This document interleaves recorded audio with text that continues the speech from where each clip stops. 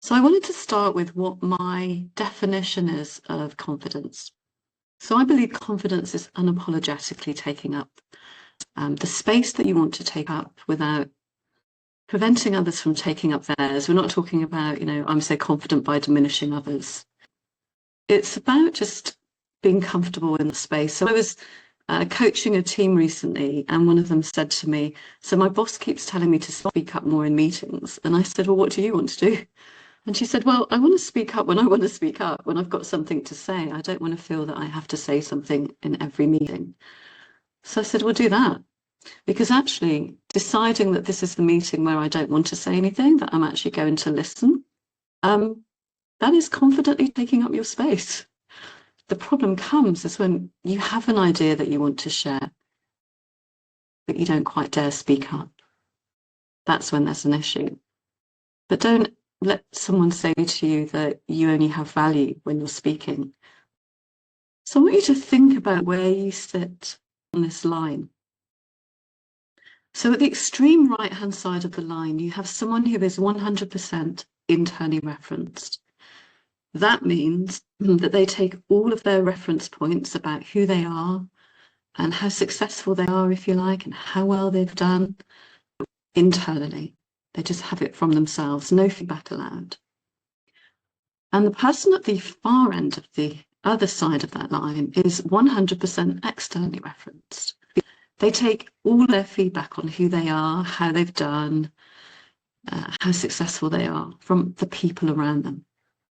And that can include your own internal critic. If you have this voice in your head that's always going, you're not enough, you're this, everyone else can do it except you. And we'll talk more about that during this talk. That is actually externally referenced because your brain doesn't know the difference, between this voice saying this to you and someone else saying it to you.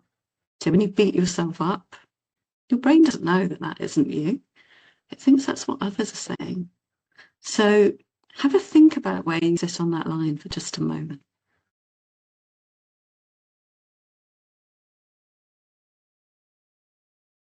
And typically people who are not super confident are quite a way down this end.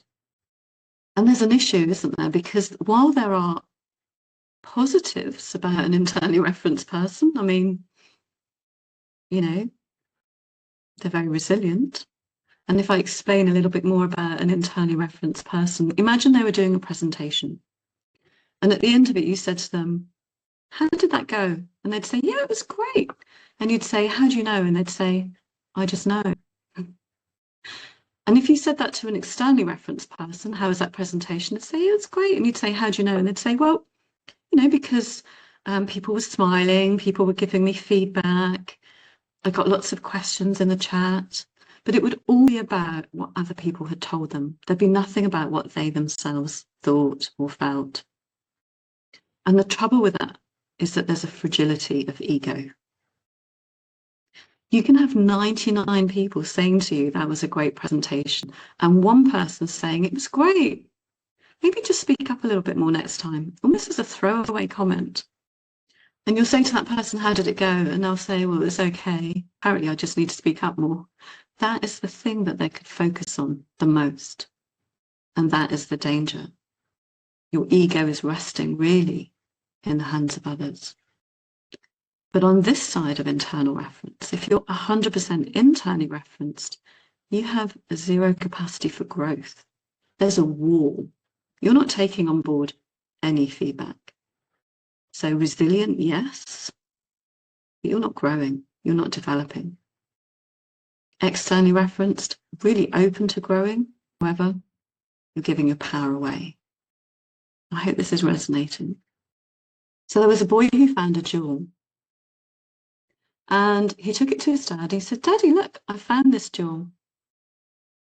And his dad said, son, I want you to take it to the baker. And when he asks you how much you want for it, I want you to just hold up 2 fingers. That's all. And then come back and tell me what he says. And his son came back and said, Daddy, he said he's going to offer me $2. And his dad said, okay, now I want you to go to the antiques dealer and do the same thing. And he came back and said, Daddy, he's offered me $20. He said, now I want you to take 2 buses across town Go to the fine art dealer and ask him, how much is he going to offer you? And he came back and said, he's offered me $200. And his father said, son,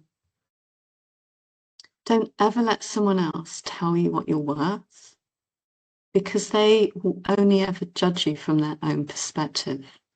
They have no idea of the limitless potential that you have. You're the jewel. And I think that's exactly the problem with being too externally referenced, too mindful, worrying too much about what other people think, is that we're letting them give us a vote on who we are. They don't know who we are. And not all of them, let's be honest, have a positive intention towards us.